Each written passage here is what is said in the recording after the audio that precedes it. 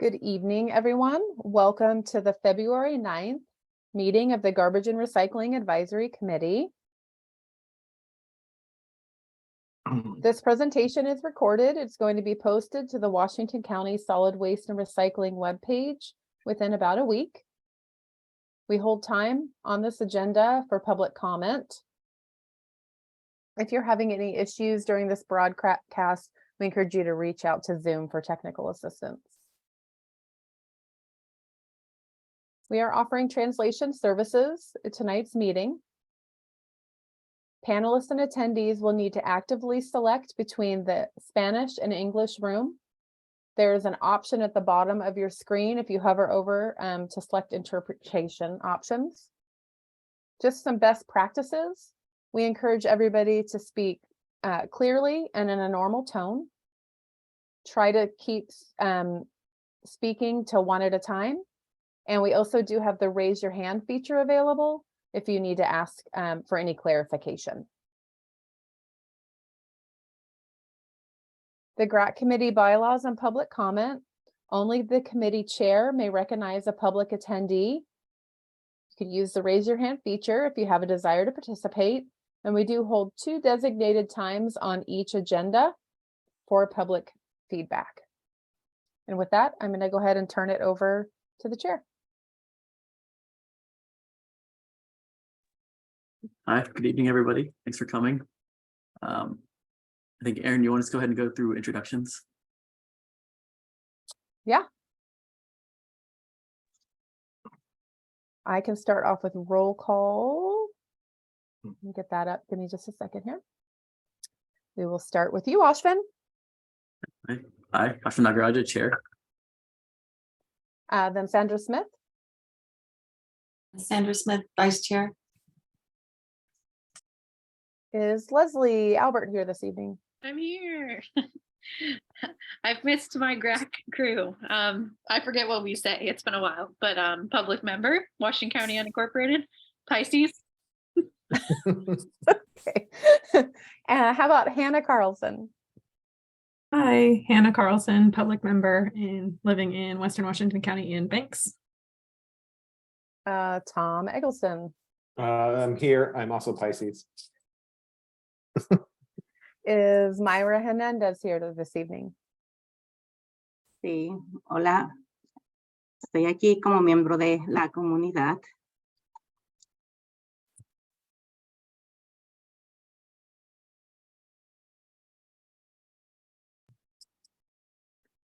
Pete Pastras. I'm present, as you can see, and I am a public member, and I live in unincorporated Washington County. Sue Shade. I am here and a public member living in unincorporated Washington County. Thank you. And Vinod Singh.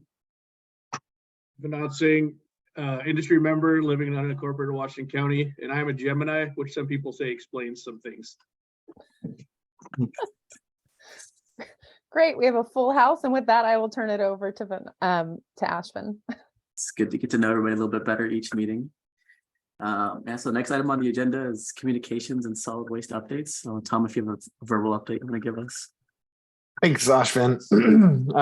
Couple updates. I'll try to keep it quick. We have 2 topics on the agenda today. So just start off on the Recycle Plus program, kind of keep everybody apprised of where things are going. We are currently at around 1,100 customers in the Recycle Plus program, so it's still growing. We did finish our first special collection drive this winter, and we wrapped that up. We did string lights in partnership with Far West Recycling and Pride, collected those string lights for recycling.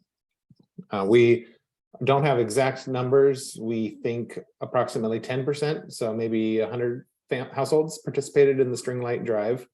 It was a good learning opportunity to figure out how we pull off these collection drives. And we're really looking forward to the next one. We've formed a partnership or have been in conversations with Community Warehouse, which is a reusable household goods and furniture bank.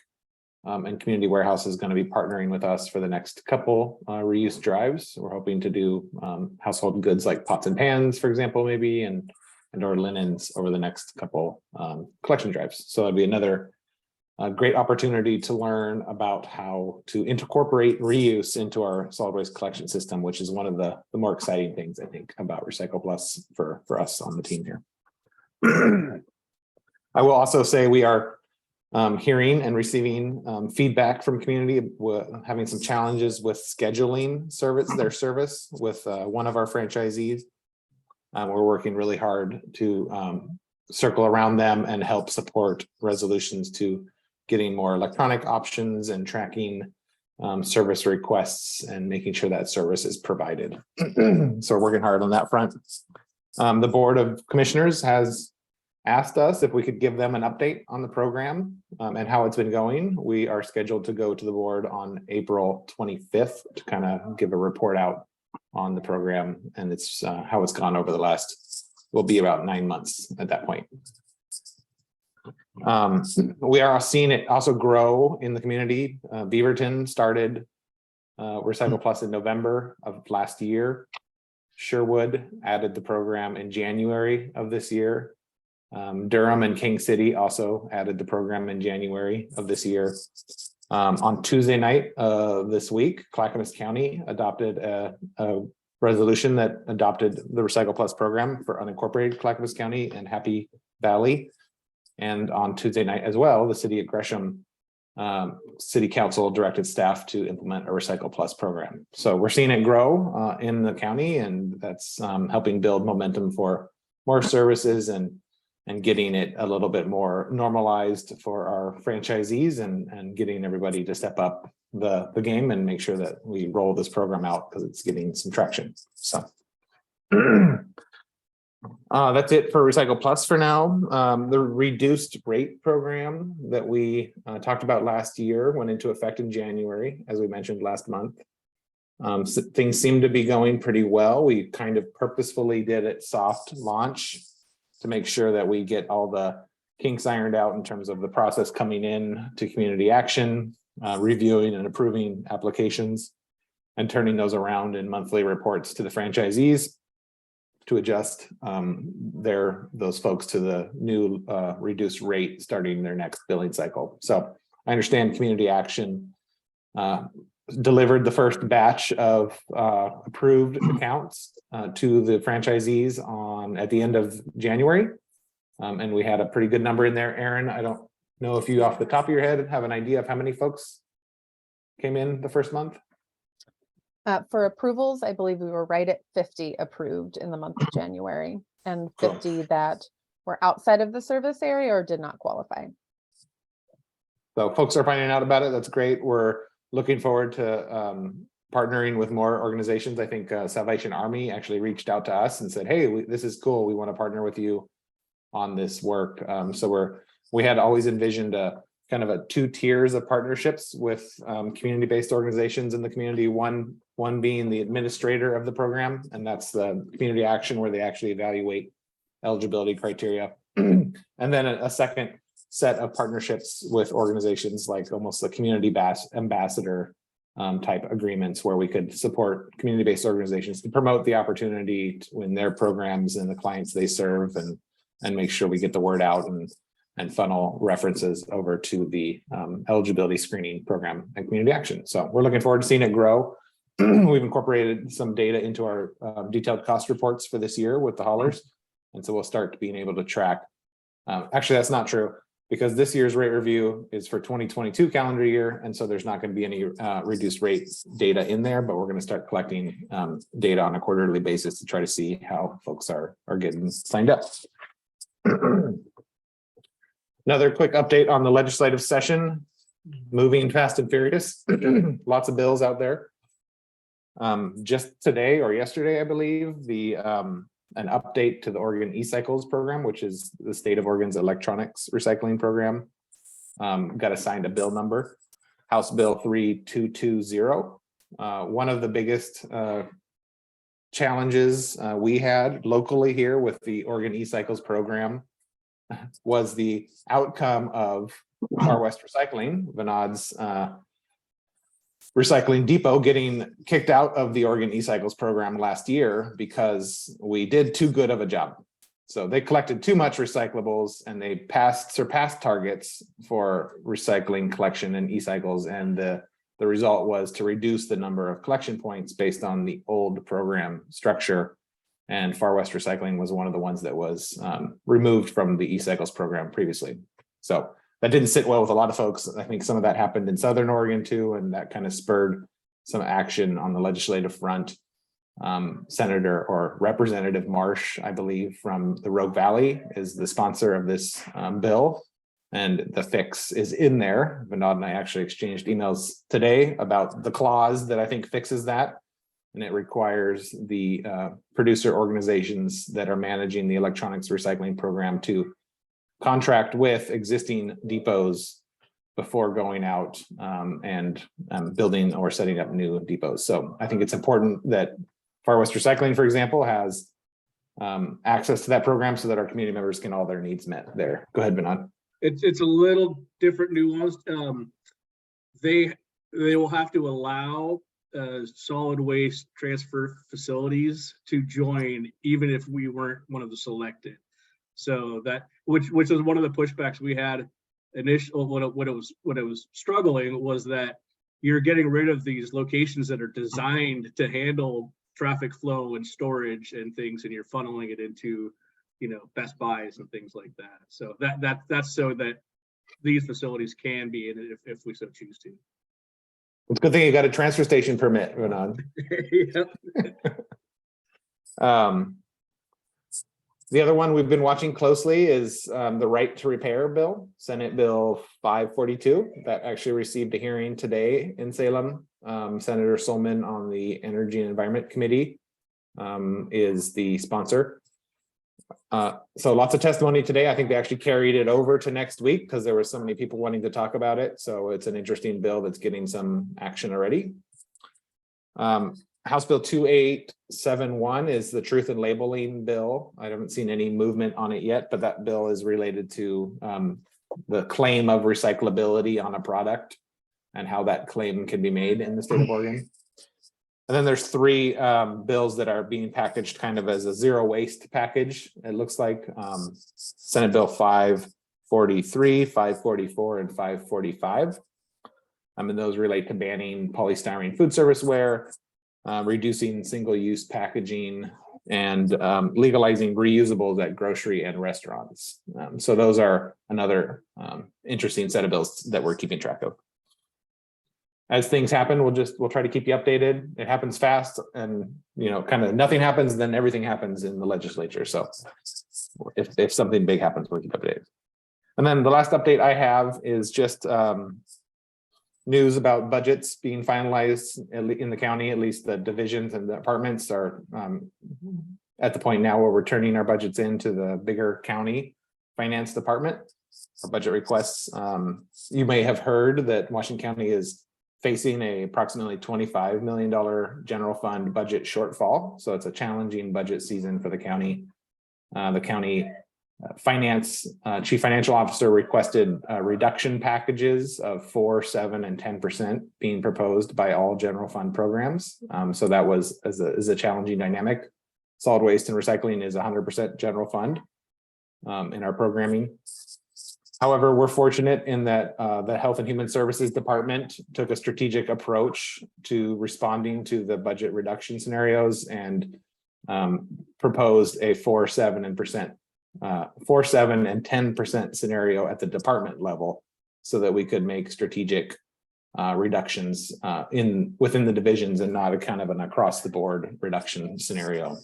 For the outcome for solid waste and recycling division is that since we generate revenue and we offset the general fund ask for our public health colleagues, they were able to make reductions in public health that offset the need for solid waste to make reductions. So fortunately, we are able to submit a budget with no reductions and a flat budget for this coming year, which is a very positive outcome for us. And we're very thankful to our public health colleagues for helping us get there.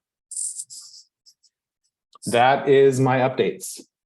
any questions, I'd be happy to answer, or if there's any questions about something I didn't talk about, I'd be happy to try to answer too. So on the e-cycling, did I understand it correctly that because they collected so much, they wanted to reduce it? Is that, Yeah. and is the bill fixing that, or is it just Yes. fixing where it can be picked up? Yes, Vinod, you might actually be able to speak more educatedly to this. And so I'll probably get this a little mixed up, but so basically, yes, previously they set goals in advance. This is the kind of poundage we're going to collect. And what was happening is the program was exceeding what was collected. And so it was creating an imbalance versus how the goal was set. So what this is doing is changing that goal setting, is my understanding, so that it won't be based on just a prediction of weight. There'll be other metrics in there so that you don't get back in this situation where what exactly we said is the program was working so well that they said we need to,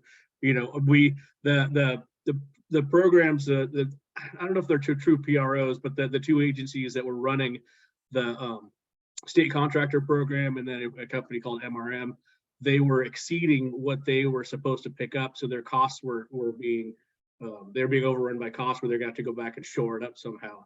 So that's why they were saying, well, we can't pick up these many tons or these many pounds this year because we don't have the money for it. I'm sure there's another explanation that is more friendly than that, but so this is gonna fix that problem. So what happened is we got cut because we were about 330,000 pounds of it. They were about 1 million over, but there was Rep Marsh in rural, there was such a big pushback from it because they said, if you don't have this program, there's limited places where people can take this, it's going to end up being litter. And so we need to have these, whereas in the metro area, there are other resources. So we're continuing to left out. We could probably get back in, but we want to see how this bill shakes out. So that we want to make sure it doesn't happen again, because starting and stopping programs and customers coming and going is problematic. Does that help it a little bit? Yeah. Yeah, thank you. Yeah, that's my understanding. And Pete, I don't know if you worked in the e-cycles or worked with the e-cycles program much, and if you think we characterized it correctly from what you know. I have been blissfully ignorant about Okay. the e-cycles program, and I'm happy to say that, especially hearing some of the problems that have been occurring. And so I guess that's all I'll say. There you go. I think it was frustrating, Oscar. It was frustrating for everybody involved because it was held up during a lot of this EPR conversations as this is EPR, this is how it works. And so when it failed, people were like, well, wait a second, this was your poster child. What's going on here? And it's the same thing that's going on with recycling right now. It's been around for so long that there was just things that hadn't been thought of today. So this is an attempt to modernize the ruling, the laws around it. Good. And this is DQ's, I think, top priority in the legislature this year. So. There's no other questions. You want to go over the calendar, Kathy? Yeah, thanks, Ashvin. Good evening. In terms of anything new, I just want to mention that I'm trying to put in, sort of additional information when I send out our communications. So for example, in the communication about the meeting, I added the links to our quarterly recycling update e-newsletter, the link to our Facebook page, and, so that you can keep up with some of the things that are going on with both within the county as well as what our team is doing. So I'm going to continue to do that. It might be, as Tom said, a legislative update or, an event that's coming up, but I'll make a real effort to keep everyone in the know about those sorts of events. In terms of the calendar, in March, we're going to have an OBRC presentation, which should be really interesting, what's new with them.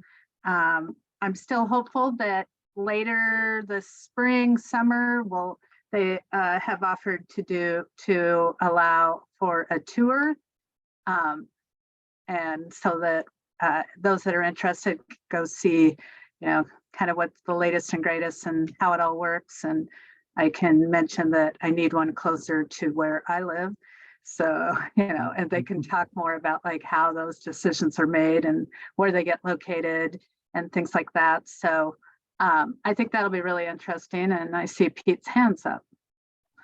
Yeah, Kathy, one thing I've been reading about their program is they now have an AI sorting capability at one of their facilities. I think it would really be interesting to see how that works. Yeah, is that the one that's the newest one? Yeah. I heard that too. So after they do the presentation, I'm going to get back together with them again and start scoping out like what a tour might look like and what would be of most interest. And if the committee has interest in going on such a tour, I'll put out a feeler around that. Visuals and seeing, on the ground can be really, at least for me, are really helpful. It's a lot easier to understand when you can see how and walk through how it works. In April, I just, there is one change. I just found out yesterday that the county's annual volunteer celebration appreciation event is actually scheduled literally at the same time as our April GRAC meeting. So I would propose that we move the presentation that was going to be heard at the April meeting and instead allow all of you, if you so desire, to go to the appreciation celebration. It's going to be held at the Wingspan Event Center. It's from 5:30 to 7:30 on April 13th. I've heard they're going to have food and entertainment and a gift basket raffle. If that's okay with everyone, after the meeting, like within the next couple of days, I'll send out the information, how you sign up, reserve your spot, and then you'll start getting information about the event as we get closer to it. I'd encourage everyone to go if they can. It's really nice. Usually the chair and some or all of the board come and, make some remarks, and you have a chance to visit with the volunteers. And the county has a tremendous number of volunteers that we interact with, and we're very appreciative of their service. So I throw that out there as an opportunity. It just happens to interfere with the GRAC meeting, but I'm sure that Metro would be fine with moving their system facility plan discussion. So I'll send out the info after the meeting. Yes, Tom? I was just gonna pull the committee or Ashvin. I mean, Yeah. I think that's, what do you think? Move it so we can Make it- attend the celebration? Action item. Yeah, I think I have no problem with that. I mean, if there's no issue rescheduling that presentation, I don't see any issue with canceling or rescheduling the meeting. So Cool. Yeah, normally I would have reached out to everyone beforehand, but I literally just noticed that it was and- the same day. anyone opposed to that? Passes. So the May meeting's actually going to have at least one action item, maybe two. So that's our meeting where we hear it's going to have two action items. One is mine, that we hear the results of the annual rate review analysis that helps us, the board, determine what the collection rate should be for next, starting in August of this year and then going for a year. And then also some administrative rules updates. I think Tom mentioned last time that, we are hopeful to start a residential food scraps in our yard debris program later this year. And that's going to take a little bit of additional rules. And then on Recycle Plus, we have a placeholder in our current rules that say it will be offered at multifamily properties beginning July 1st of this year. In order to do that, we need to add some rules, and we've got to flesh out what that program will look like. And then we also need to do a little bit of housekeeping around the general Recycle Plus rules that already exist. typically, as time goes on, when something's new, you realize that you didn't quite capture it the way that you meant to. So there's going to be several items, and it would be good to have the rules at the same time as the rates, because it's just an easier package to take to the board. If any of you would like to sort of meet to talk about the rate review process, just reach out to me and I can, set something up, or maybe send you some information. It can get pretty complicated. So that's just an ask on my part. If anyone would like that, just let me know. Then our summer's pretty bare right now, so we will as we get closer fill it in with some items. For one, the Metro presentation will probably get moved to June. And then I do know that in December, we will have our next 2 collection service provider certificate reviews, similar to the Garbarino and Republic ones we did this last December. As you may remember, all of them, we do 2 a year for a 4-year cycle. And so this is the next group that you'll hear all about in December, and Tom's got his hand up. Yeah, thanks, Kathy. I was just gonna bring back, I think Ashvin had the idea of maybe learning more about the fees and services and how those are charged. And maybe if we can identify a month we want to talk through that. We could even invite a franchisee or 2 to talk about how they, evaluate a Smiley can, something along those lines. I think that might be good for us to talk through. Also, we often, it's been August lately, but we often take a month off in the summer. People have lots of vacations, and so keeping that in mind. But yes, I'll do some reaching out and see what I can put together around talking about fees, things like that. Thank you. Thanks, That's Kathy. all I have. Thanks. Yeah. Thanks for all the updates.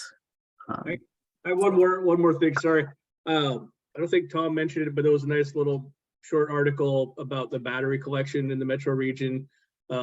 Just in Washington County, I think between us and Pride, it's been about 7 tons of batteries. 13. Okay, so yeah. 13 tons. 26,000 pounds. Yeah. Wow. So yeah, that's a pretty good feat for something that people are learning. So just good job to everybody help that get going. Yeah, the scale of some of this is pretty wild. How much waste is there? Any other comments from the committee on the calendar, things you would like to see, or any other news you would like to share at this time? I think, as Kathy mentioned, it's kind of bare. So, think what intrigues you, what catches your mind, and what we can, dig into this year. No other things. The next item is public comment. Looks like we have 4 attendees. So if anyone in the public attendee would like to speak, if you want to raise your hand, looks like they're all Zoom attendees. We can give you the floor to speak or ask your questions.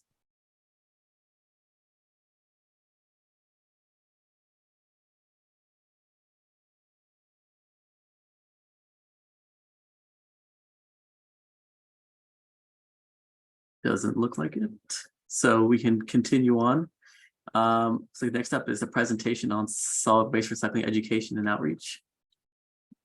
I'm not sure who is doing that, but if you want to take over. Sure thing. Hi, everyone. I'm Megan Schuler, Sagittarius. I'm the division's education and outreach supervisor. I'm going to take just a minute to share my screen.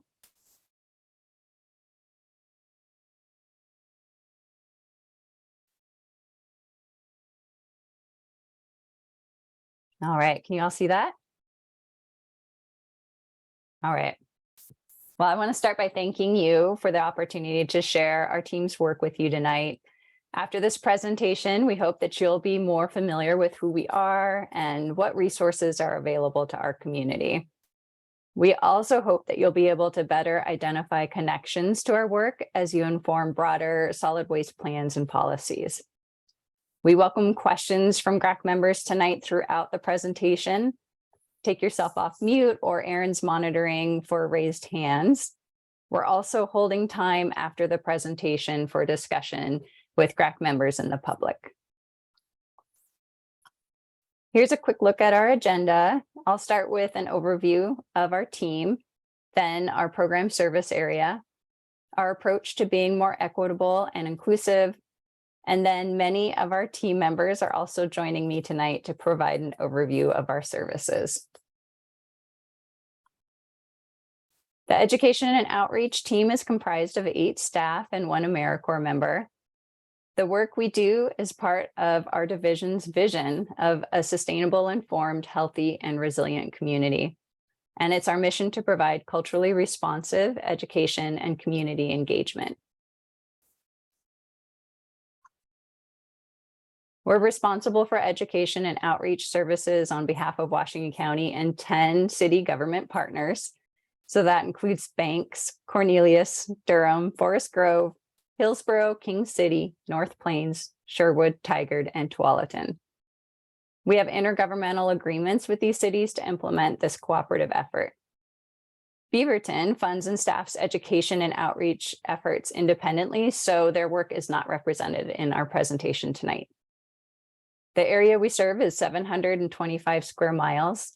It's home to over 16,000 businesses and 600,000 community members. I mentioned culturally responsive education in our mission statement. This means we work to understand cultural differences and ensure information is relevant and responsive to the diverse communities that we serve.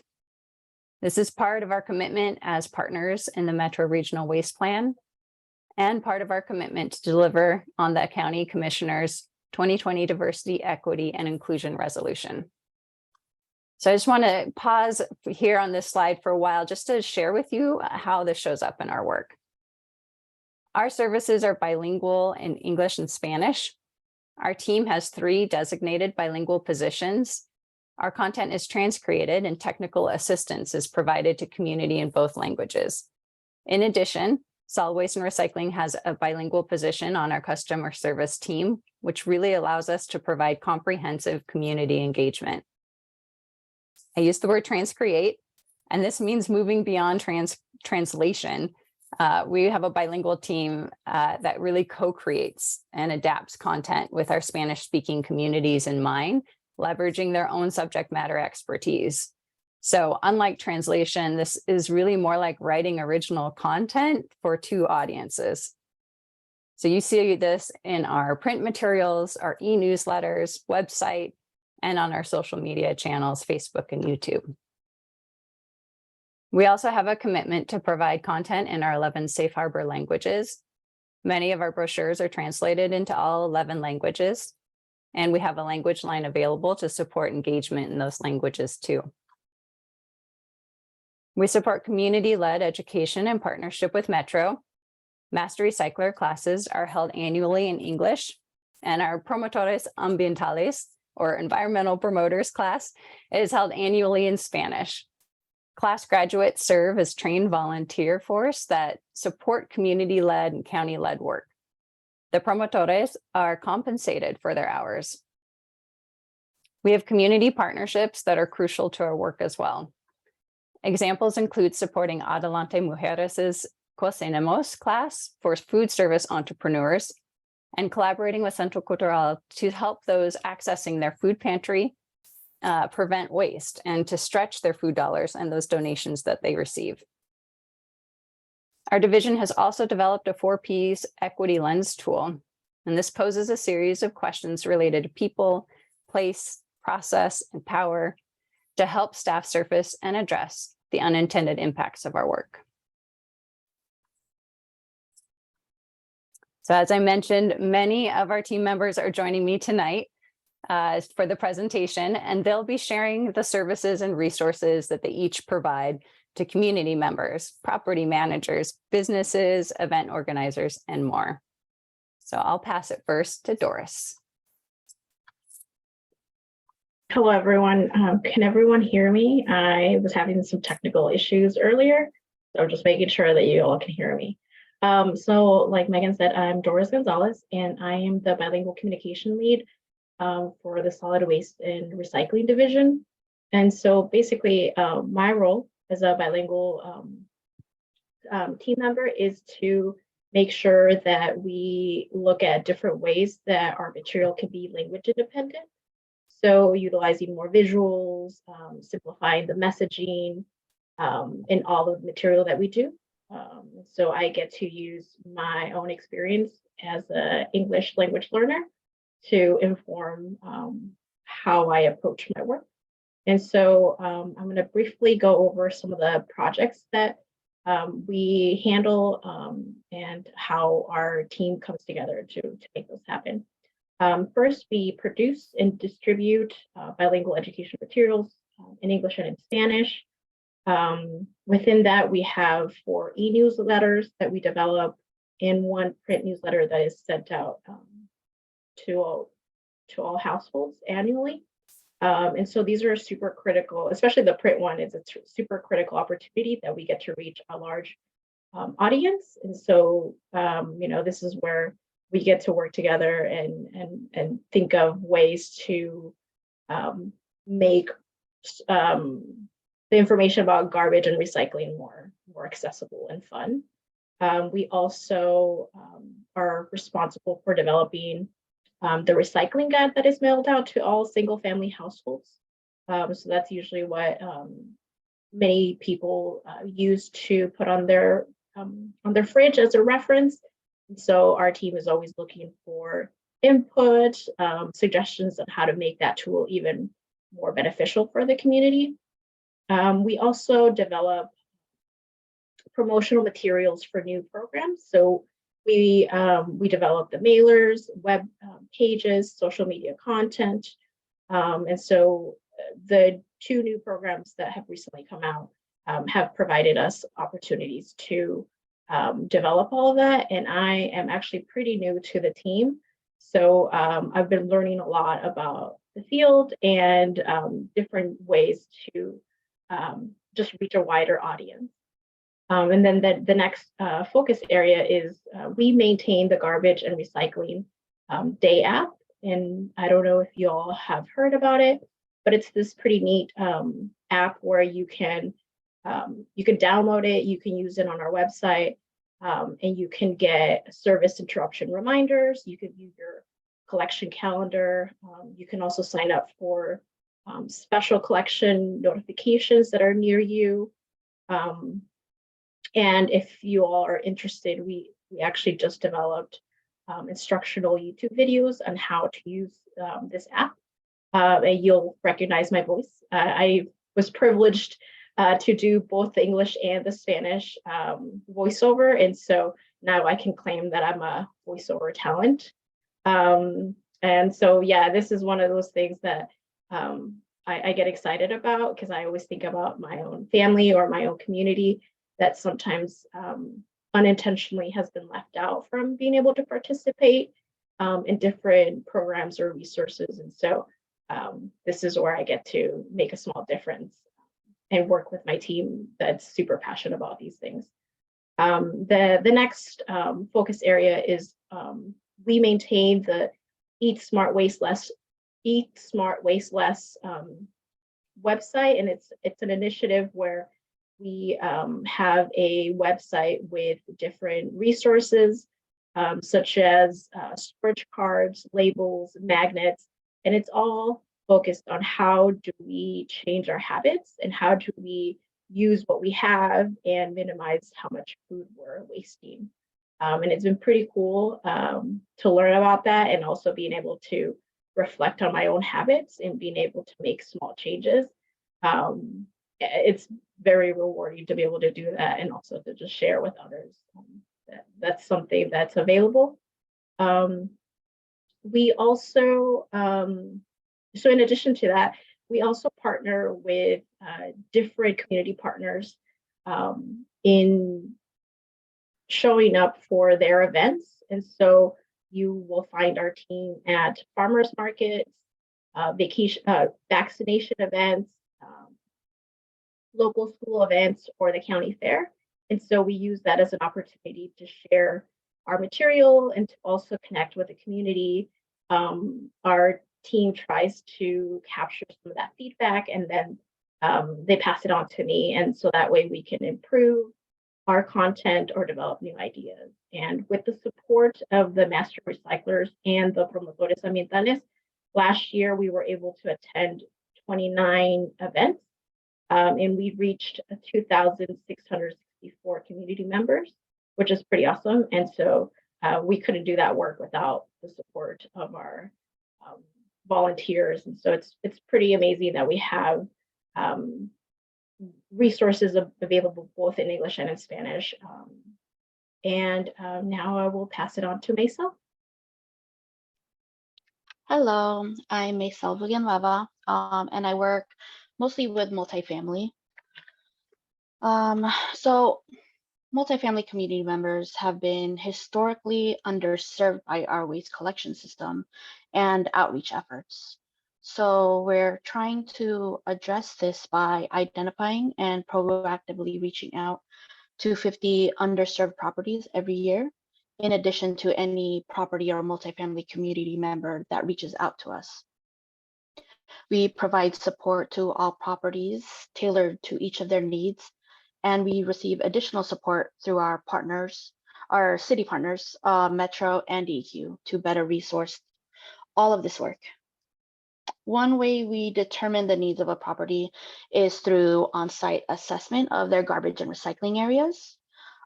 We've just finalized the scorecard that helps determine all of the barriers that exist on a property that may prevent a successful recycling and waste reduction culture.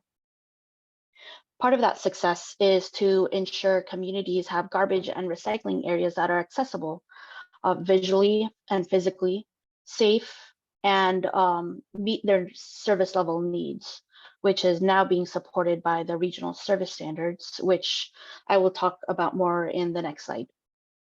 We also have multiple educational materials specific to community members living in multifamily in those 11 safe harbor languages that Megan had mentioned earlier.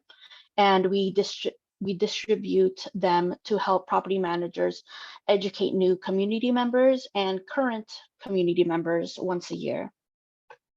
We table at community retention events hosted by the property managers. So things like barbecues, ice cream socials, pool parties, any place where there's food.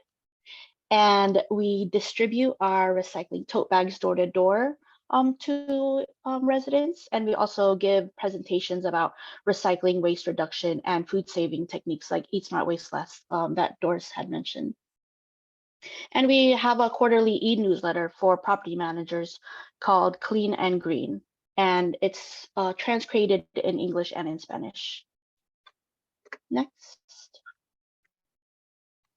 And now back to the regional service standards. In case it doesn't sound familiar to y'all, these are a set of standards that Washington and Clackamas County, along with the cities of Beaverton, Gresham, and Portland collaborated on with Metro to decrease confusion and increase accessibility for multifamily communities. If you look at this image, that is a picture of a multifamily property that I took during a site visit. These standards are currently and over time being set in place throughout the region. So in a few years, no matter if you're at an apartment in Washington County or all the way in Gresham, you would expect to see all garbage and recycling bins color-coded, the same set of enclosure signs and stickers on bins, and adequate, if not at least meeting the minimum service level that a community will need for their specific garbage and recycling needs. We support the regional service standard implementation by, one, supporting our cities with updating their local rules and regulations and setting an example as being the first jurisdiction to adopt those standards. And we share our language with our city partners. We identify and inform properties that fall below the minimum service with letters on behalf of their haulers and cities. We distribute weatherproof signs and wayfinding stickers. We use the scorecard I previously mentioned to track minimum service and color-coded bins. And we're currently piloting a bulky waste collection program for multifamily communities. Thank you, Erin, for all of that work. And we also have staff co-coordinating the regional work group for bulky waste collection, which they are discussing basically how what regular bulky waste collection will look like in regionally and locally, because it's non-existent. And so that's all multifamily in a very quick nutshell. And I'm going to go ahead and pass it off to Jen to talk about recycling at work. Great. Thanks, Maisel. Yeah, so thanks, GRAC, for having us tonight. I'm going to talk a little bit about our business team. So our business team of 4 does outreach and education to businesses, both large and small, businesses and organizations. And we provide free waste prevention, recycling, and compost collection tools that include posters, stickers, and collection bins for all types of businesses and organizations. We also offer technical assistance to businesses on maybe more difficult disposal options for materials and items like hazardous waste and other types of materials that a particular type of industry or business generates. So we can connect them to processors or at least give them some guidance on how to dispose of these particular materials. And our education resources include printed materials, web resources, videos, newsletters, events, webinars, presentations, and social media platforms like Facebook and YouTube. Much of this is what my colleagues have mentioned previously, but we really lean into all of our different kind of platforms and all the different types of formats for getting information out to our business community. We'll go on site to a business to assess their waste and recycling. We'll check out their internal waste stations. We'll go to their external waste enclosures and recommend best practices for how to reduce waste and prevent contamination. We offer educational resources and connect businesses with energy and water efficiency programs, reuse organizations, and food rescue agencies. So, currently we're working very much so in the field, and I'll talk a little bit about in the field with food businesses. I'll talk a little bit about that in a moment. So we're always looking to, again, connect the business community with any of these other agencies or organizations that can help them reduce waste and make better decisions about how they're running their business, both for their staff and for their community. Businesses engage with we have a sustainability certification program. And so businesses have engaged with that program over the past several years. And those businesses that go through the certification program are provided continued support and guidance and resources to continue to meet their goals. So it's a 3-year certification. And once they're certified, we check in with them once a year and just make sure that they're staying on track with their intended goals and create new goals. We work with small, diverse businesses and acknowledge that their waste reduction practices already in place and their longstanding commitment to protecting the environment and their communities. And a big part of our focus, as I said, is with food businesses and assisting them meet a regional compost requirement and provide them with food waste prevention tools and resources. We're currently doing outreach to about 800 businesses throughout the county on this regional business food scraps requirement, which really just requires most food producing businesses to separate food waste from their garbage. And these food scraps will be put to higher use and meet regional waste reduction goals and greenhouse gas impacts. And we partner with community-based organizations like the Megan had mentioned Adelante Mujeres, and we also engage with local chamber groups and other business organizations to collaborate on effective strategies to serve our business community. So that wraps up my slide, and I will pass it on to Heather to talk about community events. Heather, take it away. Thanks, Jen. Good evening. My name's Heather Robinson. As a waste reduction specialist, I work on project development and data management and analysis with our education and outreach team. And our program not only considers the recycling opportunities at home and at work, but also at play, like at community events. We have a lending program for event organizers to plan for recycling at music festivals, sports tournaments, city events, or even like wedding and summer day camps. You might recognize the event equipment in this photo, because it's often used at events to collect bottles and cans. And this is a standard part of our lending program. Upon request, we also help organizers plan communication with vendors and attendees, figure out how to lay out waste stations or incorporate additional material recovery like food scraps collection into their event. Next slide. Now, as our program looks beyond recycling, we are finding opportunities to shift the focus to upstream activities such as repair. And the in-person repair fair events are back. These are free events where skilled volunteers from the community, we call them Fixperts, they help people fix broken household items. We see all sorts of things like blenders and fans and vacuums, stereos, or clothes. To stay connected and informed, we have a Facebook page, a Repair Fair e-newsletter with over 800 subscribers, and a web page with the event schedule and links for people to sign up to volunteer or to register their items to be fixed at an event. Next slide. Lastly, our team supports and sometimes plans and coordinates collection and cleanup events, where the purpose of the event is to collect items from the public for recycling, proper disposal, or even reuse and donation. Past events have included things like tires, bulky waste, furniture, plastics, or electronics. Over the years, we've worked with partner cities and housing development organizations on cleanup and collection activities.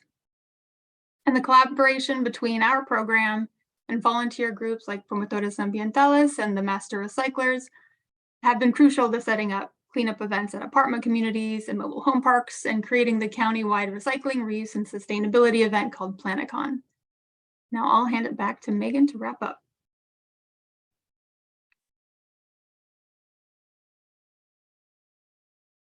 You're muted, Megan. No, thank you. Thank you, Tom. Thank you to the team for sharing all the great information. And thank you, attendees and GRAC, for your time and attention. I invite you to stay in touch with us via social media or e-news. I also wanted to share my contact information. I invite additional feedback and questions at any time. I am going to figure out how to stop sharing my screen. Give me just a minute, and then we can just open it up for discussion and questions. Oh, here we go. There we are. All right, any questions? Thank you for the presentation. It's very informative. I was kind of curious about you mentioned like safe harbor languages, and you do a lot with Spanish. I was just curious. I know like Oregon in general has quite a bit of diversity, like in Korean and Russian and various. Are there other and you mentioned that there's like material available in those languages, but like how does that get distributed according to community? Yeah, so the way that we have historically made that available is by having getting content out in English and having a text box on there that in those languages explains that you can contact us for this information. We're really working, and Doris has been a fantastic collaborator on this to think about how we can go beyond that. We weren't seeing a lot of requests. Haulers also have, the garbage and recycling companies have these brochures. They're not getting those requests. So how do we make sure this content is reaching community? So one, we want to better apply that same transcreation approach that I talked about that we have the benefit of doing in Spanish to those additional languages by engaging community partners, by working with folks like community engagement liaisons. Folks who speak those languages can become more familiar with our content and help us develop meaningful kind of co-created content in those languages and inform the best way to get that out to community through those partnerships. Maybe it's a brochure, maybe it's content on the website, maybe it's something that might go out in a community newsletter. So we want to start thinking differently about kind of these fixed formats that we're currently delivering content in. Yeah, okay, thanks. Yeah, only I can think of is like ethnic grocery stores or something, but I'm sure there's a lot of different variety of things you can do. Thank you. Yeah, I actually, when I mentioned community engagement liaisons, we partnered with their organization. It's an organization that recruits folks who are leaders in their community to provide information and gather feedback through a paid partnership. And it was at grocery stores and coffee shops that they brought information about the Recycle Plus program out to community. And we received really helpful feedback about how that information is received and adapted that content. So being in those spaces is spot on.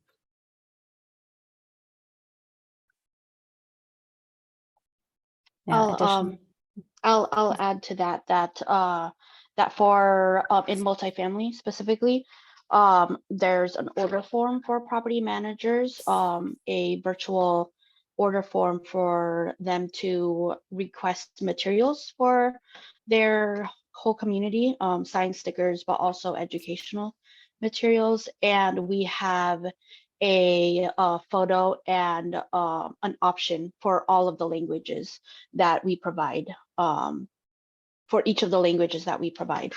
And that actually started because we were in the community, and there's one specific multifamily property in Aloha that is predominantly like 90% Korean, and also like retired Korean community, but we didn't have any materials in Korean, and so that's basically how it started. So we saw the need, and also of all other languages we were providing at that time, and that's where we started our like, not database, but like our collection of trying to have our materials more accessible to community members. Thank you, Maisel. It's a great addition to have the multifamily context. Is your question, Sandra? Yeah. Hi.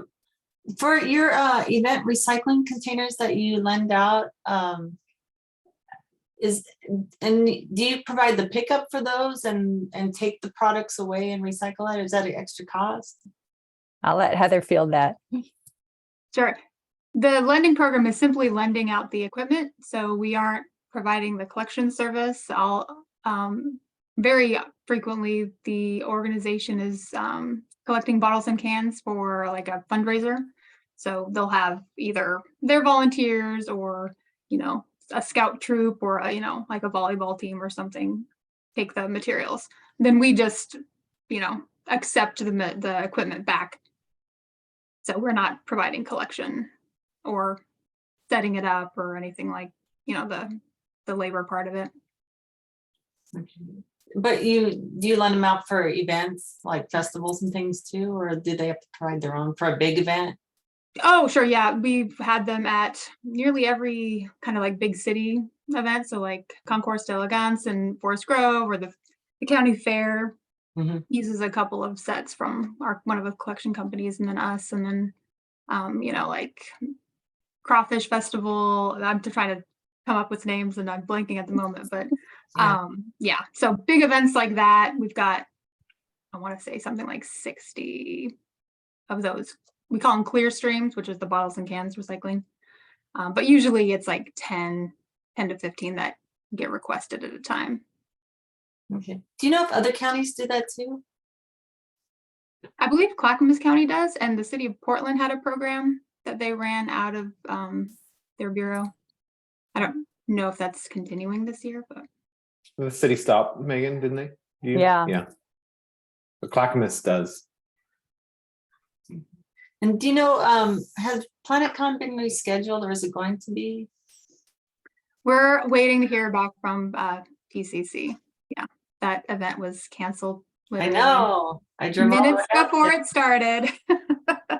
So, yeah, we're hoping to hear for potentially an April date, but that's again completely Okay. unconfirmed. Great. Was that a power outage, Heather, on campus that shut it down? Yeah, the whole, but yeah, power to the entire campus went out about 45 minutes before the event started. And finally, about 15 minutes before the event started, it was clear that was not coming back on.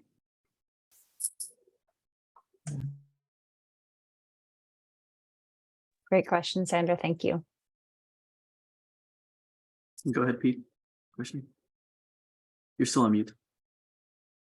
Well, I'm glad I'm not the only one to have done that tonight. I was just trying to make you feel better, so. I appreciate it. No problem. I'll follow up for Heather on the loan program for bins. When I was in a different state, we had a similar kind of thing that we did at the county level. We'd loan out bins to groups. How do you handle lost, missing, damaged, and so on? Do you have a deposit? Do you charge if there's a replacement fee? How do you handle that? Because luckily we haven't had to. We have some language on the form, the sign out form, that says they are responsible for the condition of the equipment and to get that back. And but we haven't really had to, I guess, test that out, what that process would be like. Couple of close calls, but we haven't yet had to do that. And that might be something that we, if the program gets popular enough to where occurrences are starting to, it's starting to become an issue, that might be something we have to look further into. But we don't have the frequency of borrowing is not to the point where there's been a high amount of loss or damage. Okay, thanks. Sue, did you want to ask a question too? I have a comment and a question. First, I want to say to Doris that I certainly appreciate the garbage and recycling app. I look at it and get my ping every week, and I love it. So that's the first thing I wanted to say. And then Jennifer, I wanted to ask you about numbers for the organics.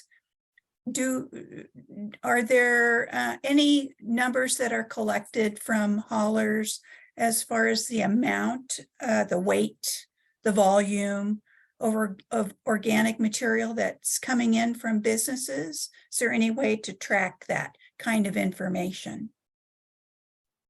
Let's see. So I am not sure that the haulers are tracking by weight. And I'm probably going to defer to Tom a little bit here too to support this answer, but I think there might be, it would probably come into Metro in terms of the amounts that the haulers are bringing to the transfer stations, and or potentially make its way to at a state level. The state DEQ does, they do waste composition studies, and they'll focus on the business community and what's coming in. So yeah, Tom, can you kind of Yeah, fill in a little bit? Thanks, Jen. So there's a variety of ways to the annual detailed cost reports that are part of the rate review include tonnage data from businesses. And that should include food scraps tonnage. I just pulled it up, the program data. I'm gonna see if I can find something. Now, this is gonna be delayed. This is for 2021 calendar year, because we haven't gotten the 2022 calendar year detailed cost reports in yet.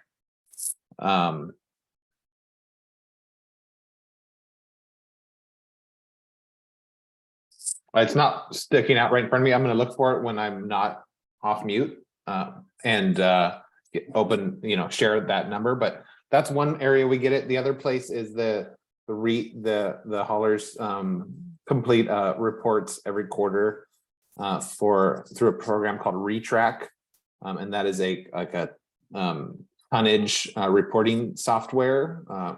And that data goes to Metro and then rolls up to DEQ for DEQ's waste generation reports that they put out every year. So that's another mechanism for us to collect that information. That's a little bit more on like the county-wide level and less focused in on our jurisdiction. So there's different ways to slice and dice it. I just think it would be interesting information, like the battery, the weights of the batteries, I mean, that was pretty amazing, that number. So I think it'd be kind of cool for the county to be able to report that somehow to John Q. Public. Yeah. So I just found the numbers. That is a good point, Sue. We could even put like a graph out that shows it growing over time would be cool. In 2021, yes, 2021. So now we're delayed. We'll have the 2022 numbers pretty soon. Out of roll carts, which most businesses are still collecting in roll carts, not front load containers. 224 tons were collected in unincorporated Washington County. And that's from a total of 56 billing points. So 56 businesses were participating with roll carts and diverted 224 tons. And we had 10 container customer billing points that diverted 39 tons in 2021. So I think we're going to see that grow pretty significantly when we see the business food scraps requirement roll out. This was in 21, it was all a voluntary program still. And it's going to start making a big difference, I think, as some of these larger generators are required to participate in the system. The other thing to note here is this is collected by the certificated solid waste system. And we see a different strategy in really large generators. Oftentimes, grocery stores, for example, are some of the largest food generators in the community. And most of our grocery stores, like our Fred Meyer's and our Safeways and our Albertsons, have a centralized approach to managing their food scraps. So they backhaul back to their distribution centers, and then they take food from the distribution warehouses and send them to specialized processors that do depackaging and weighing and scheduling. So that food doesn't show up in our system because it is actually self-hauled out of our jurisdiction by their own distribution centers and networks. But that is good concept, good idea, and we get some numbers, and it'd be good to share that more of those. I think you're right. Yeah, I like that idea a lot because we'll definitely over the next 2 years, as the business team works really closely with right now, we're in the thick of things with the largest generators, but all the rest of the businesses as they get smaller generation amounts will be covered over the next or through 2024. And so we'll see those numbers sharply increase probably by maybe about this time next year, I would guess. So yeah, it's a great suggestion. I can provide the numbers for the county-wide real roughly, just to give you context. It's 2,500 for 2022. This is kind of before we do QA/QC on the reports, but it's roughly about that. 2,500 tons of commercial food scraps for the whole county in 2022, you're saying, Heather? Right. Yeah, cool. I want to chime in just with the kudos to Heather too for all the work that she does on the back end, maintaining the data and the Garbage and Recycling Day app. So she's the one who gets those hauler schedules in there and the what to recycle and where updates in there. So kudos to Heather for that.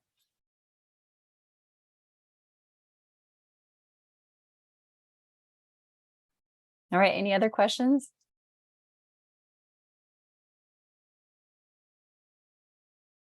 All right, thank you for the opportunity to discuss our work with you and for the great engagement. We really appreciate your thoughts and questions.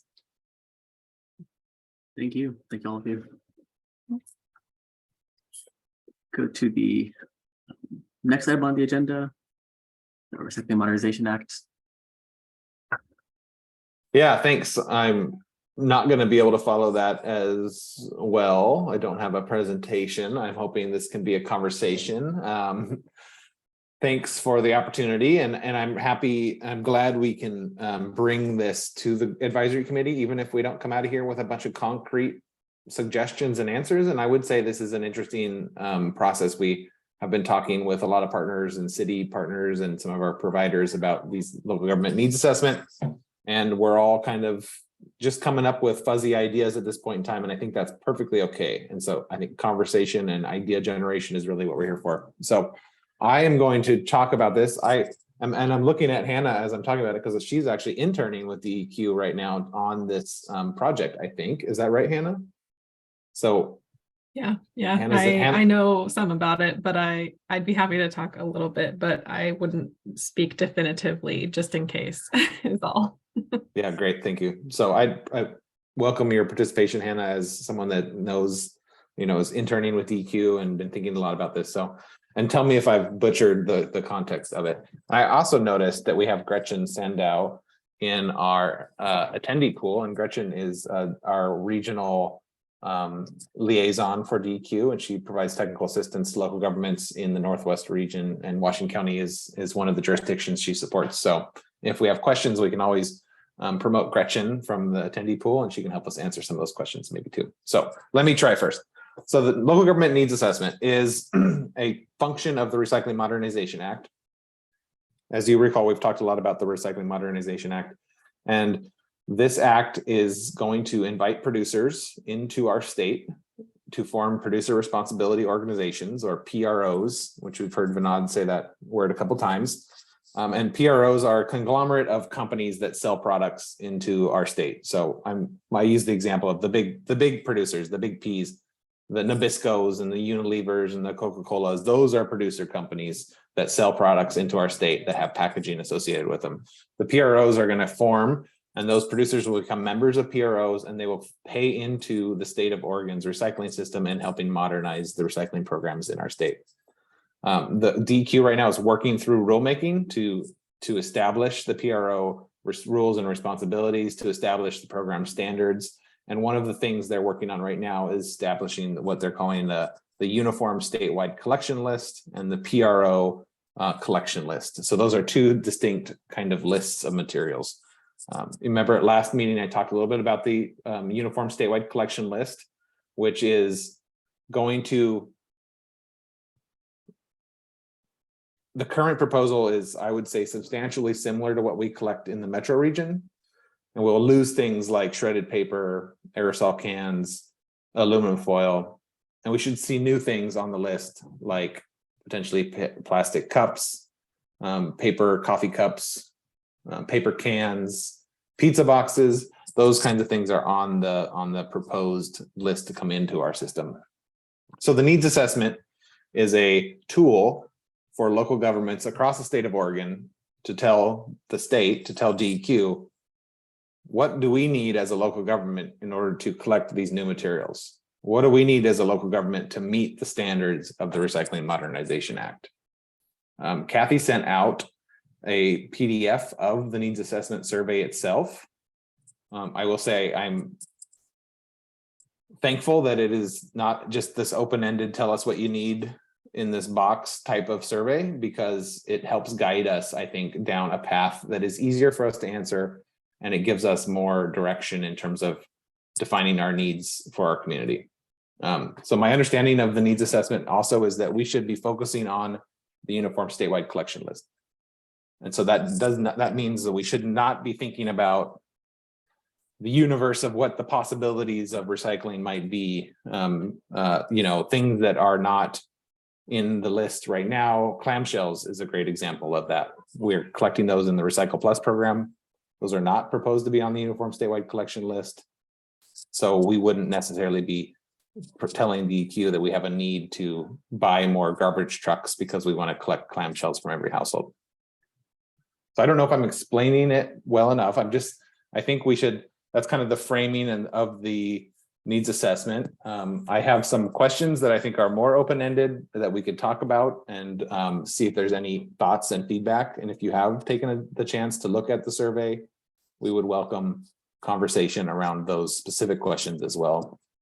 And one of the things I want to kind of also get through this conversation is thinking about what the committee sees as maybe some of the gaps in our system and how this could be an opportunity for us to fill some of those gaps. So I guess my first question to anybody that's willing to jump in is to ask if you have any, through your time on the committee or in your experience as a member of our community and a user of our solid waste system, have you seen any gaps that you want to highlight for us that we could think about how we could advocate for?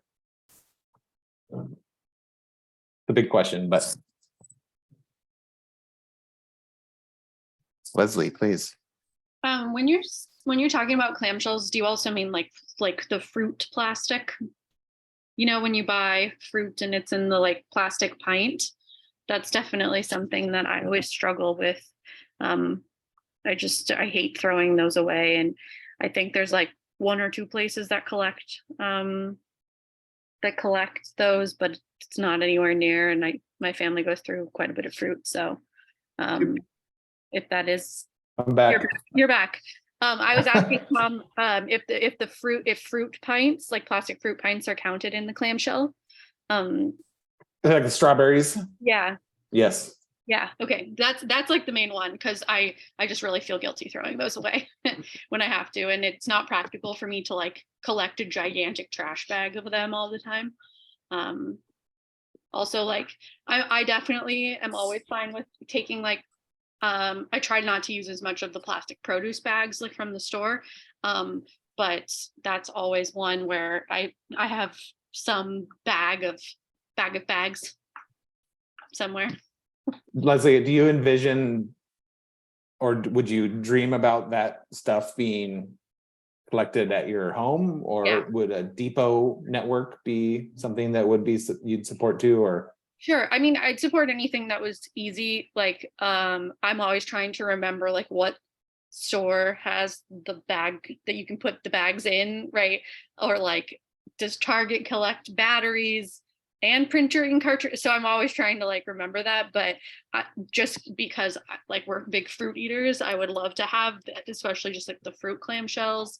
I mean, if there was a way to do it single stream, that would be amazing. But I know I remember like I like hear Vinod's voice like when I'm recycling, and I'm like, this gets caught in the machinery. I'm like, we can't do that. you should sign up for the Recycle Plus program.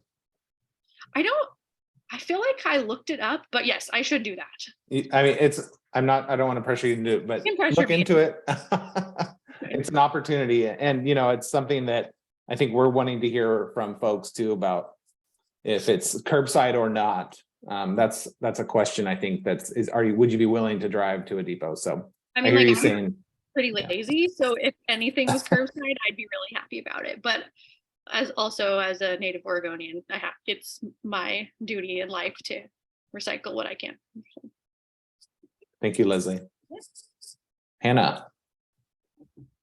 Yeah, so I guess my understanding of the needs assessment is when we're looking at communities that don't have the resources yet, like depots and trucks and containers, to support what is on the statewide collection list. Those are people who are going to be asking for things, for like an increase in how much service they can provide. And so I guess I would want to pose the question back to y'all at the county. Are there areas of our county that are maybe more rural or just are underserved generally by the haulers?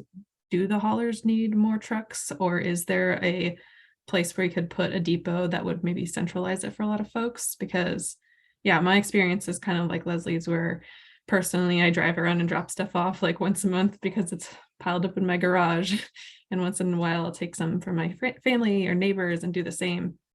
But I'd be curious to know if there are underserved areas, because I have access to a vehicle and a place to store recyclables and things like that. But I would be curious to know if there's been feedback provided on if there are areas that could use additional services, because I know Washington County, City of Hillsborough, and City of Beaverton do have pretty well established practices and haulers and everything. So yeah. Yes, good question. I would say the easy answer is that our whole community is being served by curbside programs.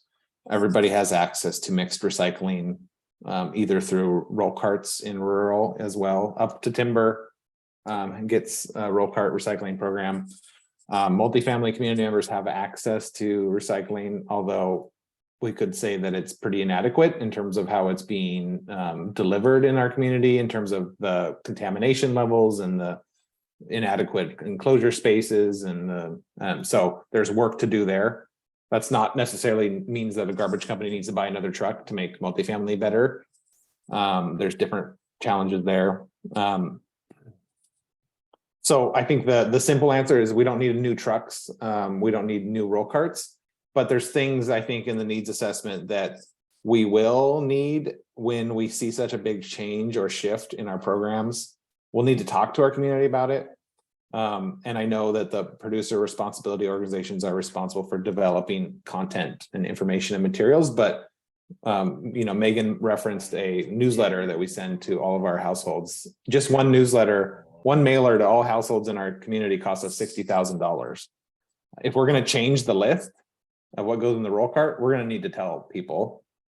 We're going to need to do more than just create a new guide and put it on our website. We're going to have to really go through a period of time that's going to be ramped up education, screaming from the rooftops, direct mailers. And I think that is going to cost us money locally, and we should ask the PROs to help us offset that cost. We might see opportunities for things, and we might see this as an opportunity to advocate for a more robust depot network in Washington County. I would say we're pretty underserved for depots on the west side. Far West Recycling in Hillsborough is one of the biggest ones. Pride in Sherwood has a big depot. Other than that, it's pretty limited. And so I think we would want to advocate for some of that in our community. There's concepts out there, there's conversations happening, and this might stray away from what the needs assessment can provide us. But how can we make Recycle Plus available to more households? How can we advocate for more curbside solutions versus drop-off solutions for materials that are like Recycle Plus materials? So those are some of the questions that we're asking ourselves. But I think it's a great question, and it's not like we need 6 new trucks to provide curbside service in rural Washington County. That's not the circumstances that we're in right now. Yeah, thanks for your answer. And yeah, that's kind of what I wanted to get to was I think if we can think along the lines of we don't necessarily need to provide more service, we need to provide maybe more efficient service. So I agree about the depot networks, and maybe my only suggestion as a resident and consumer would be, yeah, trying to create efficiencies by partnering with existing community places. Like I know New Seasons Market is one that one of my favorites because they take a bunch of stuff that I feel guilty throwing away. But yeah, other opportunities to partner with existing facilities that people go to or can access easily. I would love to see that. Thanks. Yeah, thank you, Hannah. Heat. You're muted, sir. Twice.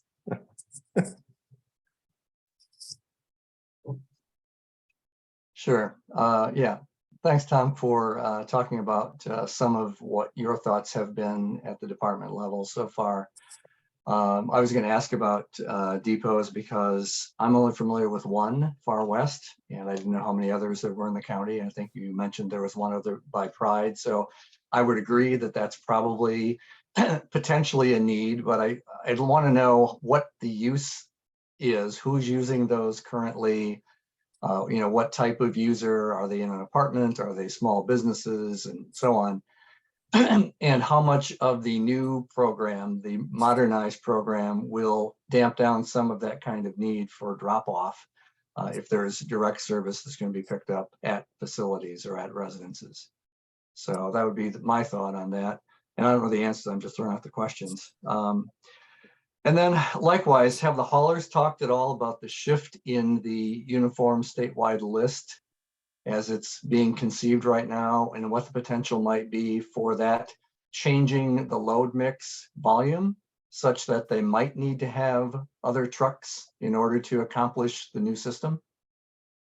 I've talked to two of our bigger haulers directly, kind of along those lines, and I basically asked the question Hannah asked. I said, do we need trucks? Do we need equipment, capital? And I think, Pete, that gets to your question.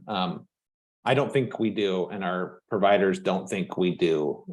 We don't think that the current machination of the list will result in such an increase in volume of materials that Waste Management would need 15 trucks instead of 13 trucks, for example. So I don't think that's what I know, I guess. That's not what we're hearing from the providers. Yeah, okay, Yeah. good. And then another thing that's kind of related to this issue around drop off, but also feeling guilty. Some of the stuff that we could do may or may not add to the improvement of the environment. There may be some negative costs of trying to recycle certain things. So I think maybe having an assessment of how to educate the community about not feeling guilty about not recycling certain things might be something to look at. Yes, it's a tough message. It is, but somehow the message, Yeah. the messages previously have led to guilt. So Yep. I think we can un-guilt by re-messaging. So I Yep. think we should take some time and be thoughtful about how we do that. Yep. I I agree. also think there's just like a millennial raised in the Pacific Northwest level of guilt around recycling that like when we grew up, like everybody was like rinsing out every single thing that you ever had. And obviously like, I think this committee has educated me, and I think we can keep doing that, right? To like, be like, it's actually worse for the environment if you recycle this thing than if you just throw it away, right? But that goes back to it's like a re-education. It's like part therapy, part how to recycle. And I think it's an important conversation, and this is playing out real time on DEQ's rulemaking advisory committees, about what's the cost benefit of these things? Is it environmentally beneficial to do this, to add this to the list? Is it worth the cost of adding it to the list for the type of gain we're going to receive environmentally? And is it technically possible to achieve the separation and sortation of these materials, off the list? I'm sure Bernard has a lot of thoughts and feelings about the conversation because he works at a recycling processing facility. And I will say that we heard it loud and clear on this committee, and we hear it a lot through the recent conversations we've had as a community around Ridwell and around Recycle Plus, is that our community members are demanding more services from us. And we serve the community, and we do need to make sure that we don't become irresponsible and just listen to that and recycle for the sake of recycling. But if we can encourage innovation, if we can make sure it's done right and make sure it's done responsibility, I do think we have a duty to listen to our community because they're telling us what they want to see. And one of the things that is always, we hear a lot from folks that are new to the region is that, this is, I think, a classic trope that gets thrown at us a lot. Is I thought Oregon was green. I came from Seattle. They recycle way more in Seattle. You guys are backwards. And it's like, well, there's a lot more to that story than just how much goes in the bin. And it can spark a really good conversation around, the responsibility around recycling items and why it's maybe not a good thing to recycle some things and a good thing to recycle others. So it's a tough problem. And it's also maybe a little bit of a chicken and egg problem because we have to have the responsible markets to recycle things, and we have to have material to develop markets. So it's a tough proposition, but I'm riffing at this point. And Vinod, if you want to just talk about this, Ashwin, are you cool? Vinod rips with me. I was kind of trying to avoid getting into the weeds and staying to the needs assessment. there's different reasons for, you know, some of the industry stances on what goes on the list and how we got to 2017 when it was so confusing that wishful recycling just became the way, because I don't know, I'll throw it in there. We want a list. We want to put everything in there. Does it make sense? Is it, you know, for me, when I hear words like a mill can tolerate it, or if you sprinkle it in, or, you know, these are red flags to me. That means that maybe it shouldn't be there if it's a tolerate versus a want, or if it's a, you know, sprinkle it in type of thing. We had the aerosol folks, you mentioned aerosol cans. We had a couple people out of the plant today trying to figure out how do you get them back on the list, because there's, they'd heard that, you know, I'm getting in the weeds and I was trying to avoid this, but you know, they keep hearing that the MRFs don't want them. And I've been convinced that we don't want them because people have been saying, yeah, you have bear spray or you have toxins and stuff. So yeah, we don't really want them, although we've had them for years. It's not a removal problem. But what they hadn't heard is we actually had it's a local steel mill that we send our cans to that said, this is a zero tolerant item. If it's a sealed container of any type, we're going to send your load back to you and you're going to pay for it. So there's so many layers in that, and I'm getting away from the needs assessment piece, and that's what I didn't want to do. I think, you know, you're right that we used to have 6 depots in the metro region, and we're down to essentially 1.5, and so that's just been a shift, and that's been property values and land use and things like that. So there's a lot of complexities to adding things like depots, but people definitely want to recycle more and finding ways to do that. And I think we've mentioned, you know, the shredded paper. It's not the shredded paper is a contaminant, it's that it's hard to capture effectively. And so put it in the curb and say we're going to get it all isn't true. And so that's, you know, we want veracity in our statements when Tom in Washington County says something or we say something to the public, that it's true, that, you know, if you put this in here, it's going to get recycled, not tolerated, not kind of this or that. It's actually something that's a valued material that people want. So I'll hold off there. But I'm curious if Far West Recycling was presented the opportunity to partner with the PROs or develop more depot networks. Would you guys be interested in participating in that? Yeah, outside of just the Hillsborough facility? Like we would like to have that conversation. You know, depots, especially in like the metro region, makes more sense to have them at a facility, because otherwise you have an expensive piece of property that's kind of, you know, that's what happened with like our Rosa Parks or our Lake Oswego. It just got so expensive, but we were spending so much money driving stuff around. And then eventually, you know, the Rosa Parks, for example, they figured out, hey, we could sell this and put, you know, multi-living here, and all of a sudden it's worth way more. Or even if you look at our Beaverton location, it's if you go down there now, it's a Defy, which is worth way more money than what we were doing with it. And so it makes sense that they said, hey, you know, move on out. But we haven't been approached by PROs. It sounds like they're forming one in particular, but we haven't, you know, we've said if when they're ready to talk, we're ready to be part of it. So thanks. And there's a lot of other things afoot, as you know, with other MRFs and things that are coming along. Thank you. Ashvin? Yeah, kind of along the same lines. You know, it mentions like onboard contamination monitoring and just monitoring in general. And, you know, I know people already feel guilty, but I almost want to like single people out, the ones who are actually not doing it right, or maybe give people positive or negative feedback, right? If they're, you know, their stuff is ending up somewhere, you know, in the garbage or in the, you know, actually being recycled. Because, you know, we all feel good when we hear the big numbers of batteries recycled or solid waste collected.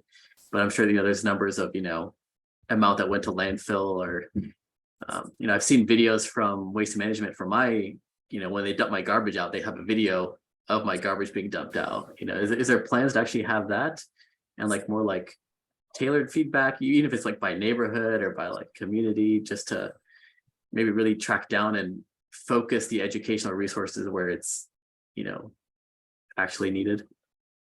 Yeah, so contamination is a pretty big part of the Recycling Modernization Act, contamination reduction strategies. We're going to have bigger investments than we've ever had in our system in contamination reduction from this act.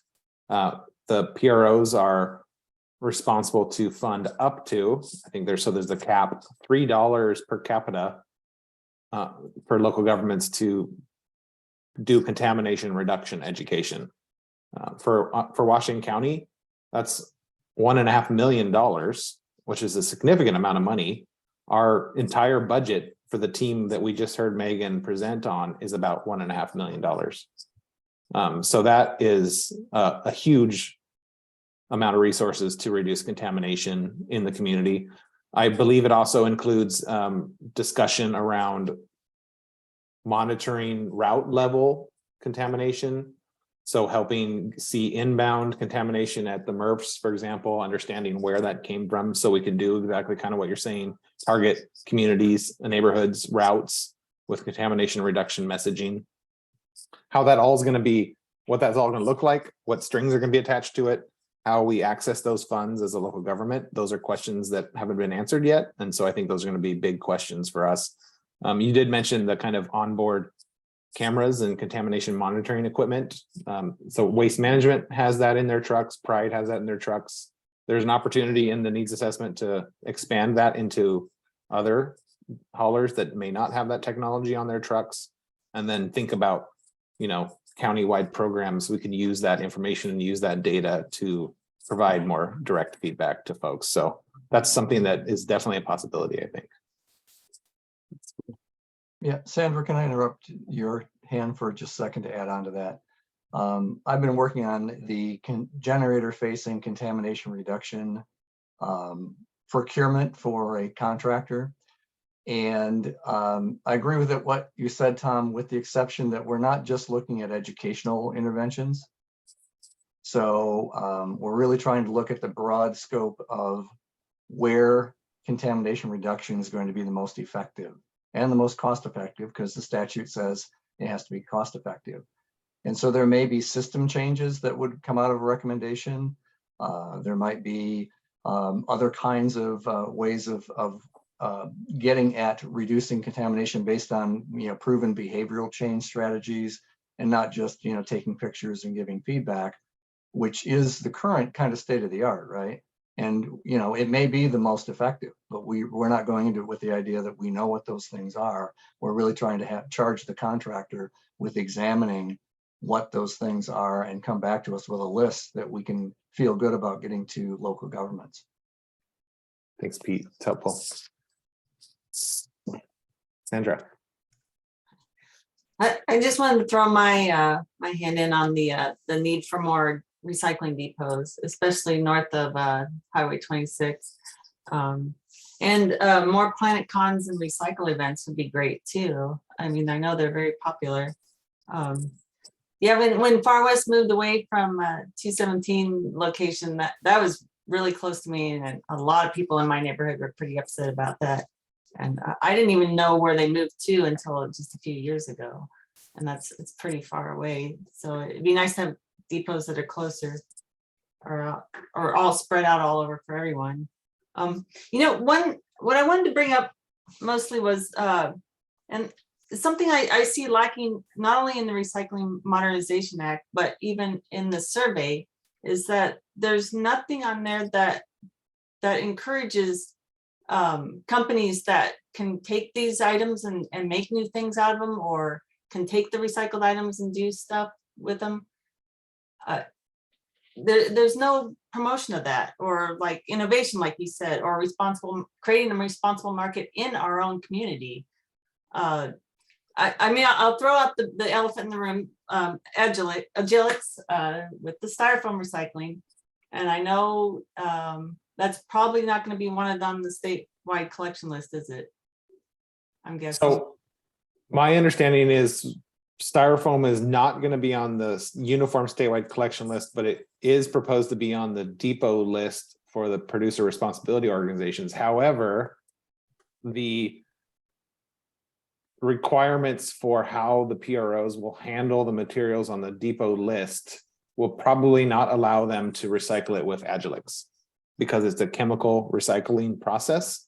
And DQ has done some work and has found that mechanical recycling is more environmentally beneficial than chemical recycling. And there's a couple mechanical recycling markets that are accessible to the West Coast that would be a better environmental outcome for styrofoam.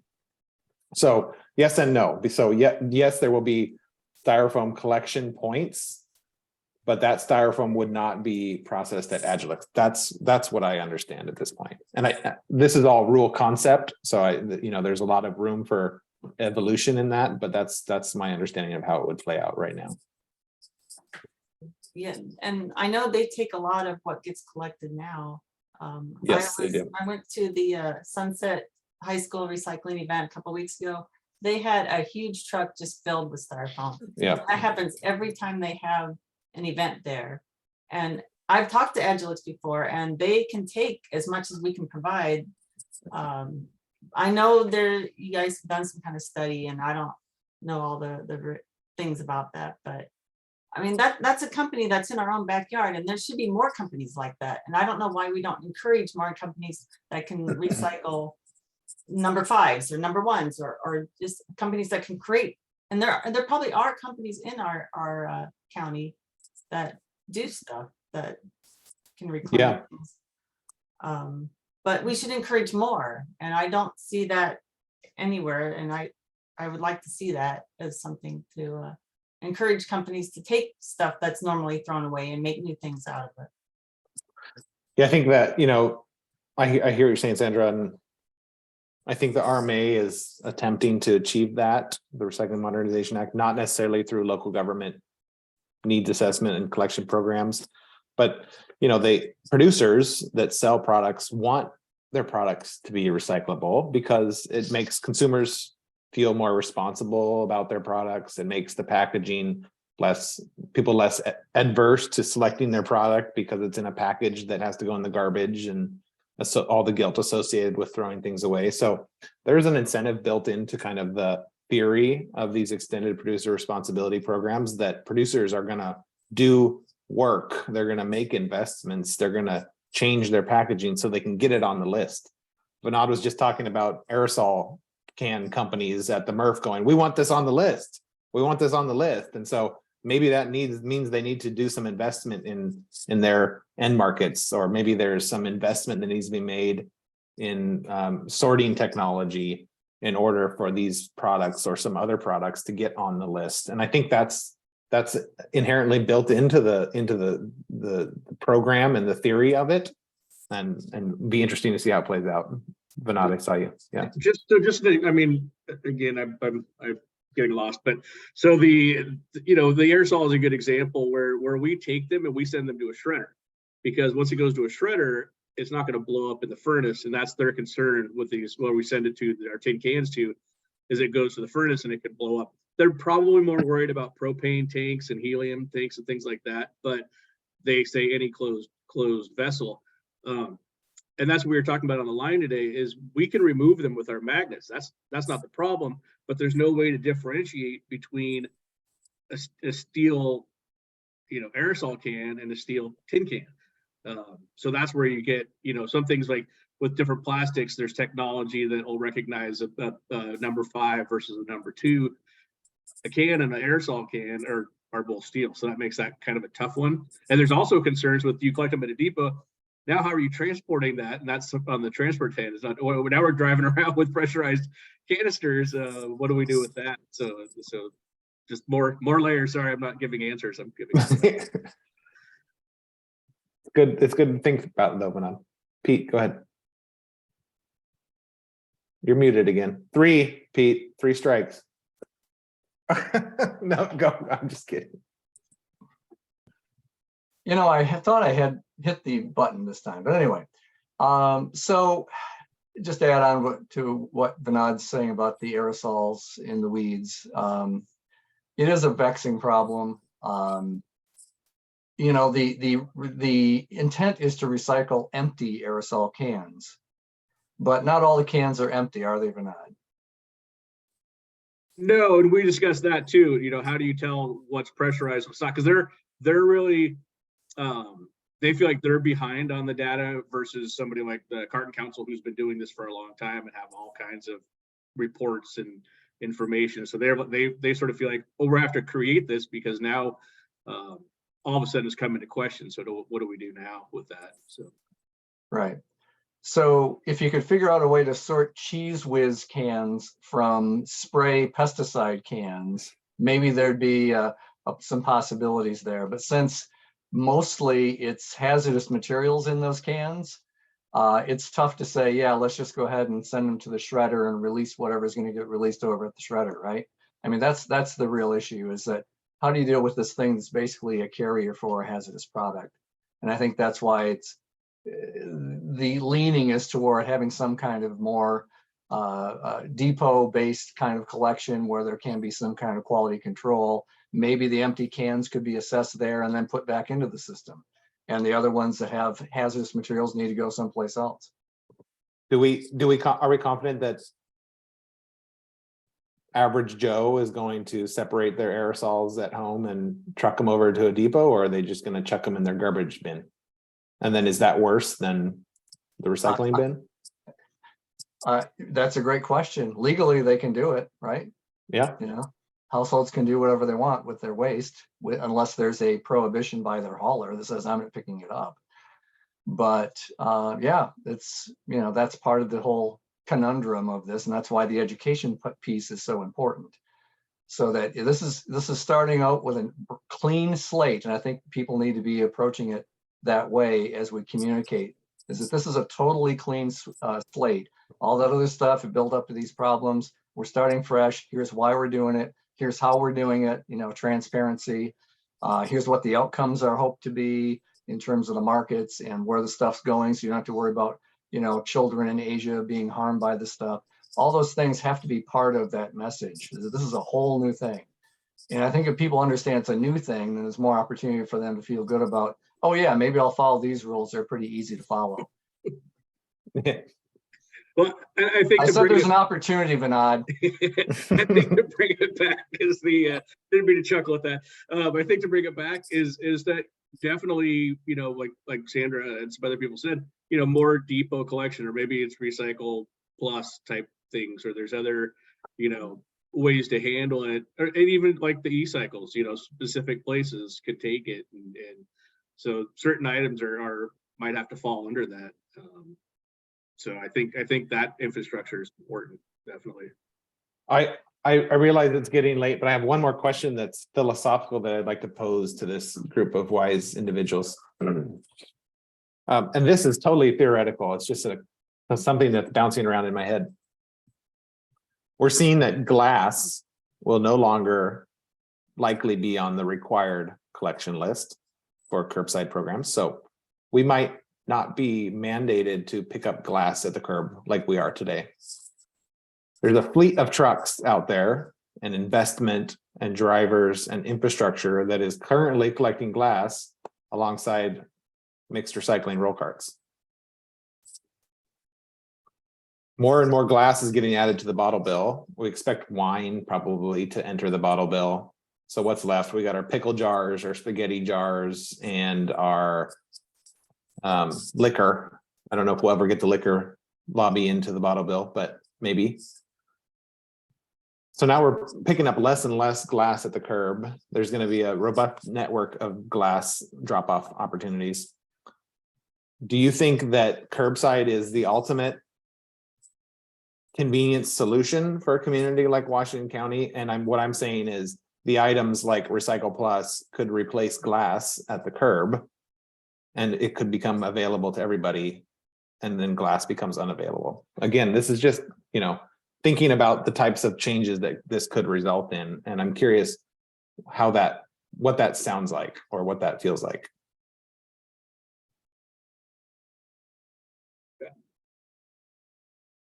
Go ahead, Vinod.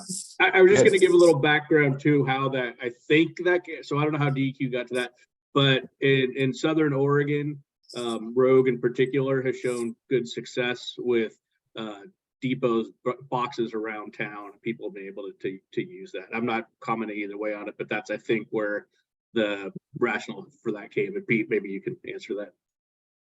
Yeah, I don't have a specific answer in terms of how DEQ is looking at it, because I'm not involved in that side of our discussions on this program. But I guess I would say that, yeah, certainly if you're not picking up glass at the curb, then it does open up some kind of resource availability that it currently exists for doing something else, right? That the haulers have already invested in. So I think that should be looked at. And glass, you know, I think there's a place for glass recycling. Maybe it's a PRO item that you take to a drop-off center. I mean, that happens in a lot of communities where they don't do side-by-side curbside pickup. You have glass where you take to a glass depository or, you know, depot or something. So given that glass is such a shrinking part of the packaging stream, maybe that makes some sense. Anyone else? Sue? You're muted. Twice. You know, Tom, if we get rid of the glass recycling at curbside, then my batteries are still going to be taped to Your roll cart. my roll cart. Yeah. So you have to think about that. Yeah, I know. I thought about that. We put batteries in there. Now it's not just glass anymore, but yeah. Yeah. Hannah, go ahead. Yeah, I think the main thing that comes to mind, just hearing feedback from like the DEQ side, in public meetings, this stuff is like these communities, our community that is already collecting this, and then that service goes away, and people are like, wait, is this not recyclable anymore? Why is this not available curbside to us? It's less convenient. That stinks. And then there's also the thinking about, does that mean we're going to revise the rates down because we are taking one fewer like thing and not using those resources that are specifically dedicated to glass anymore? So I think it'll cause questions, and I don't know the answer. That was just hypothetical about the rates, but people will probably say, well, what are we paying for then if you're taking things away? Well, and in my hypothetical, Hannah, we would replace the glass bin with a purple bin, and then we would collect film and clamshells and textiles in that purple bin, which is what Recycle Plus is doing now, but make it available to everybody using that existing investment. Right. So again, I'm sure there's technical detail, Vinod, sorry, there's some technical challenges. No, please, I want to hear your opinion too. There's and not just on the MRF side, there's going to be technical challenges on the hauler side. The truck is a side loader and it's got one bay and you're collecting things in bags, and how does that work? But those are all things that we can talk about. Vinod, I'm curious to hear what you're going to share. Oh, I would, and again, I'm going down paths, but so another part for the glass that's been brought up a lot is I think it's pozzolan, and so it's a concrete. It's not a bottle to bottle. It goes into concrete, and Pete, you probably correct me on the wordage, but so it's actually it's a replacement for concrete making that's more. It's got a better life cycle analysis than actually bottle to bottle. Like using the glass for that. Correct. Yeah. And Peter, you can explain it better than I can. Yeah, no, you did a good job with it. It's basically an assessment that we've done at DEQ, and it shows that really the environmental benefits are greater as a concrete substitute because of the extreme carbon loading that making cement causes. So that's really the benefit as opposed to turning it back into bottles.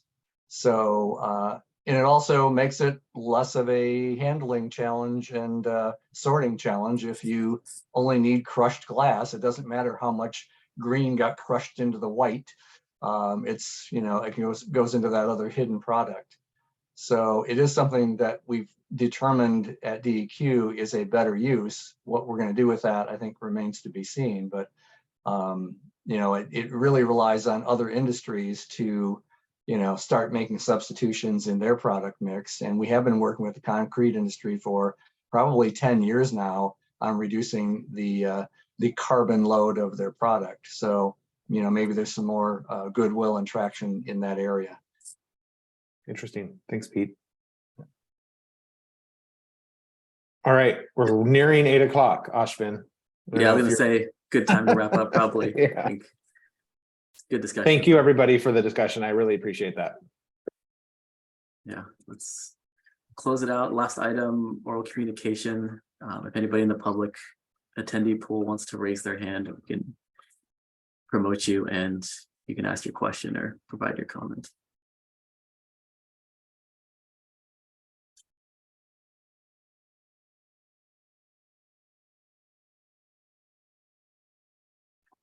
Does not look like it.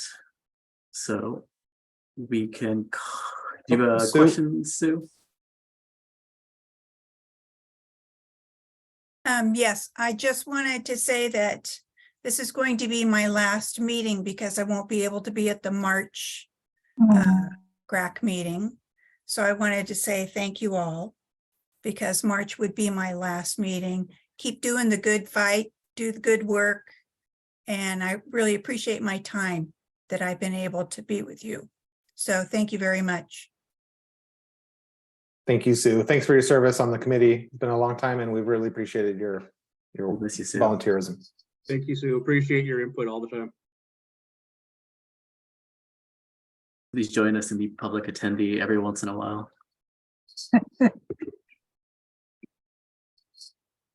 You can never leave, Sue. We know where you live, where you work. Just cut off her hauler service for a day. She'll come back. She'll come back to us. All right. Well, thank you, everybody. Have a good rest of your night. See you next Thank month. you. See you later. Have a good night. Bye. Everybody. Buenas noches. Gracias, Lucía, Leticia. Thank you for attending the February 9th Hasta luego. Garbage and Recycling Advisory Committee meeting. As discussed, this meeting was recorded and it will be posted to the recycling website within 1 week. Thank you.